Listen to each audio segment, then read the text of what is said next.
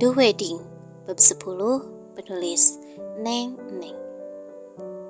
Ini ibu yang masak, Pak, beritahu Bituti sembari membereskan meja makan setelah Fauzan menyelesaikan makannya.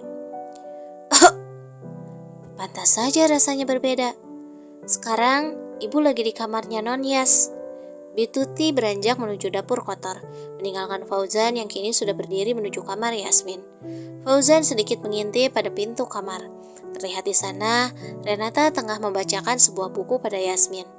Putrinya terlihat masih bangun dan segar bugar meski Renata sudah mengusapi kepalanya lembut.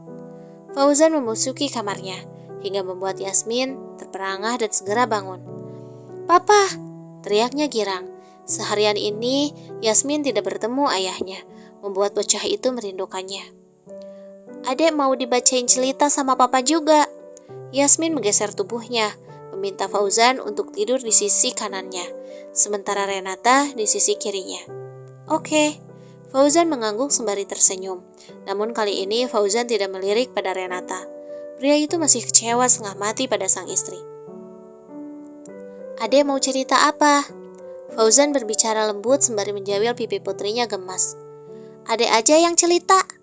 Gadis itu menatap sang ayah yang tengah menatapnya, sementara Renata kini terdiam menyimak. "Boleh, adek mau cerita apa?" tanya Fauzan berusaha antusias. "Adek mau cerita. Tadi adek dijajanin es krim sama Om Boy." Yasmin mengerjapkan matanya saat memulai ceritanya. Hati Fauzan terasa sakit. Beraninya istrinya itu memberi ruang untuk orang lain di hati putrinya. Renata memang keterlaluan. "Oh ya?" Fauzan menanggapi lesu. "Iya.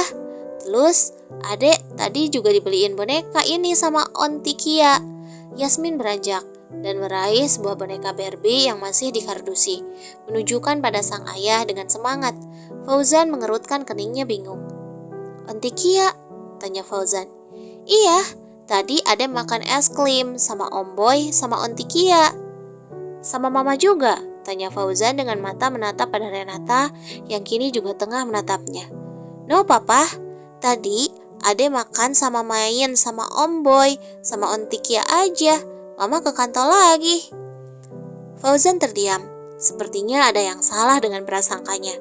Fauzan menatap Renata dalam, seperti meminta penjelasan. Namun Renata hanya menatap datar, enggan mengatakan apapun. "Adek senang?" tanya Fauzan. "Senang lah.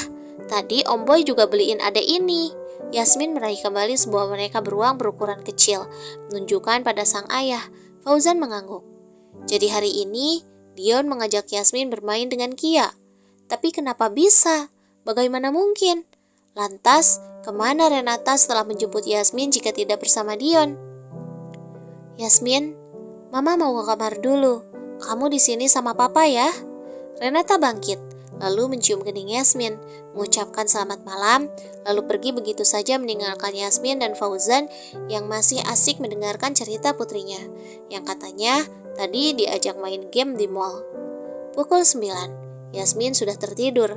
Fauzan beranjak lalu mencium kening putrinya lembut, menyelimutinya dan keluar dari kamar. Langkah Fauzan meragu. Segala pikiran aneh merasukinya. Kini langkahnya membawanya pada ruang kerja istrinya.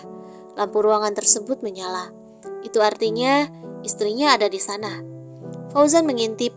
Ternyata istrinya kini tengah fokus pada setumpuk dokumen dengan kacamata baca yang menggantung di hidung mancungnya. Tidak ingin mengganggu, Fauzan memasuki kamarnya. Duduk di samping ranjang, rasanya suasana begitu hening dan membosankan tanpa Renata di sana. Renata memang pendiam, lebih banyak Fauzan yang berbicara. Namun, tidak adanya Renata tetap saja membuat Fauzan kesepian juga. Fauzan melirik pada ponsel yang berada di atas nakas. Hampir saja lupa, Fauzan tidak mengaktifkan ponselnya sejak keluar dari kantor tadi. Menghidupkan ponselnya, Fauzan menunggu sejenak, hingga bunyi berisik dari notifikasi ponselnya terus berderik ramai. Fauzan mengernyit. Biasanya, jarang orang yang menghubunginya. Memangnya siapa lagi yang akan menghubungi seorang Fauzan? Fauzan membuka ponselnya, dan alangkah terkejutnya ia kala melihat banyak sekali pesan memenuhi chat di ponselnya. Ada pesan dari Andre dan Burhan. Fauzan melewatinya begitu saja. Fauzan sudah bisa menebak Mungkin kedua sahabatnya itu ingin meminta maaf padanya karena kejadian tadi siang. Ada pesan dari istrinya. Ah, Renata menghubunginya tadi. Fauzan membuka ruang chat tersebut. Di mana? Hanya kata itu. Namun ada miss call beberapa kali dari Renata. Apa kejadian tadi siang begitu urgent? Dan yang paling banyak adalah pesan dan call dari Cindy. Tunggu, Cindy? Kenapa gadis itu menelponnya? Fauzan segera membuka room chat dan matanya terbelalak kaget kalau melihat isi chat dari Cindy. Zan, lo di mana? Zan, lo gak lupa kan? Jam 1 siang kita meeting. Zan, meeting ini penting banget buat perusahaan. Zan, lo keterlaluan ya. Lo bawa materi meeting dan lo gak muncul. Oh Zan, stres emang. Lo di mana? Lo cepetan datang atau Bu Renata akan ngamuk karena ada pekerjaan terbengkalai. Zan, gue tahu lo suaminya bos. Lo gak akan dipecat meski melakukan kesalahan. Tapi ini kerja tim, Ozan. Gue bisa mati kalau meeting kali ini gagal.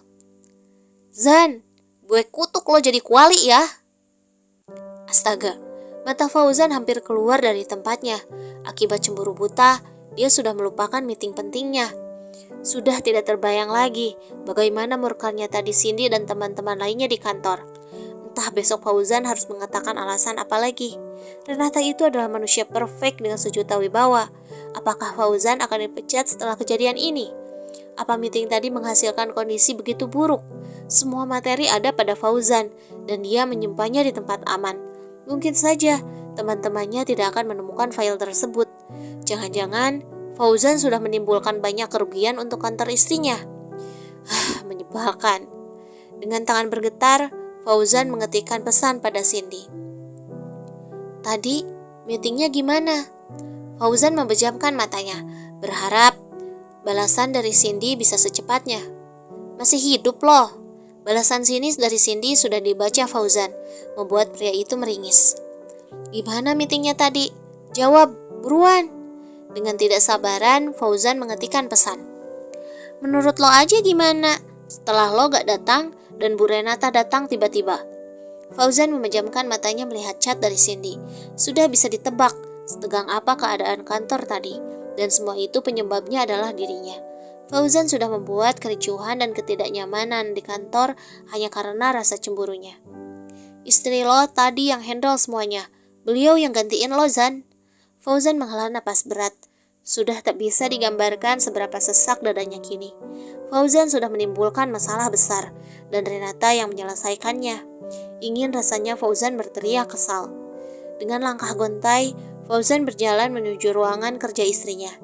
Mengintipnya sedikit, istrinya masih fokus pada pekerjaannya. Fauzan membuka pintu dengan sedikit kasar karena terbawa perasaan, membuat Renata mendongakkan kepalanya, menatap pada Fauzan dengan mengerutkan keningnya. Yang, maafin aku. Fauzan mendekat. Dengan sekali hentakan, Fauzan menarik tubuh Renata, kemudian memeluknya erat, menciumi kepalanya dengan lembut. I miss you so much, Yang. Renata masih terdiam, hanya suara desah napasnya yang terdengar tenang. Kamu mau maafin aku kan, Yang?